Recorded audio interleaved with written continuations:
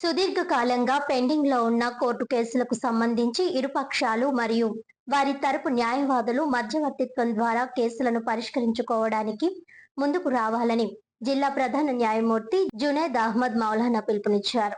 బుధవారం ఉదయం జిల్లా న్యాయ సేవా సంస్థ ఆధ్వర్యంలో మీడియేషన్ 3.0 ప్రచార కార్యక్రమంలో భాగంగా ర్యాలీ మరియు 1K వాక్ కార్యక్రమాన్ని నిర్వహించారు.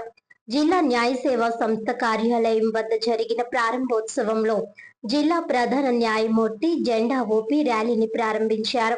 ఈ ర్యాలీ డిఎల్ఎస్ఏ కార్యాలయం నుండి బయలుదేరి పుష్కర్ ఘాట్ మీదుగా తిరిగి డిఎల్ఎస్ఏ కార్యాలయానికి చేరుకుంది. ఈ సందర్భంగా జిల్లా ప్రధాన న్యాయమూర్తి జునేద్ అహ్మద్ మౌలానా మాట్లాడుతూ కోర్టుల్లో కేసుల పెండెన్సీని తగ్గించడానికి, వివాదాలను సామరస్యపూర్వకంగా పరిష్కరించడానికి, మధ్యవర్తిత్వ ప్రక్రియపై ప్రజలకు మరియు న్యాయవాదులకు అవగాహన కల్పించడమే ఈ కార్యక్రమం ముఖ్య ఉద్దేశ్యమని అన్నారు. గత కొంతకాలంగా దేశవ్యాప్తంగా నిర్వహిస్తున్న మధ్యవర్తిత్వ ప్రత్యేక ప్రచార కార్యక్రమాలు మంచి ఫలితాలను ఇస్తున్నాయని వారు తెలిపారు. మధ్యవర్తిత్వం ద్వారా పరిష్కారమైన కేసులపై మళ్లీ పైకోర్టుకు అప్పీల్ చేసుకునే అవకాశం ఉండదని, దీంతో వివాదం శాశ్వతంగా పరిష్కారం అవుతుందని ఆయన వివరించారు. అలాగే సివిల్ కోర్టులో రాజీ కుదిరిన కేసుల్లో కోర్టు ఫీజు తిరిగి పొందే అవకాశం కూడా ఉంటుందని చెప్పారు.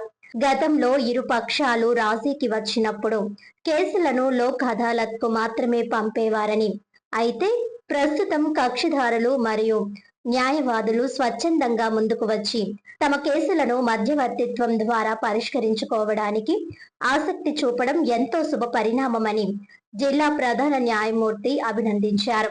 ఈ మధ్యవర్తిత్వ ప్రక్రియను ప్రజలు మరియు న్యాయవాదులు సద్వినియోగం చేసుకొని తమ కేసులను సులభంగా, వేగంగా, సామరస్యపూర్వకంగా పరిష్కరించుకోవాలని ఆయన కోరారు. ఈ కార్యక్రమంలో మొదటి అదనపు సివిల్ జడ్జ్ కె రత్నప్రసాద్, జిల్లా న్యాయ సేవాధికార సంస్థ కార్యదర్శి మరియు senior civil judge Y Srilakshmi, జిల్లా బార్ అసోసియేషన్ అధ్యక్షులు CHV Prasad, legal aid defence counsel సభ్యులు, న్యాయవాదులు, శిక్షణ పొందిన మీడియేటర్లు, పారా లీగల్ వాలంటీర్లు తదితరులు పాల్గొన్నారు.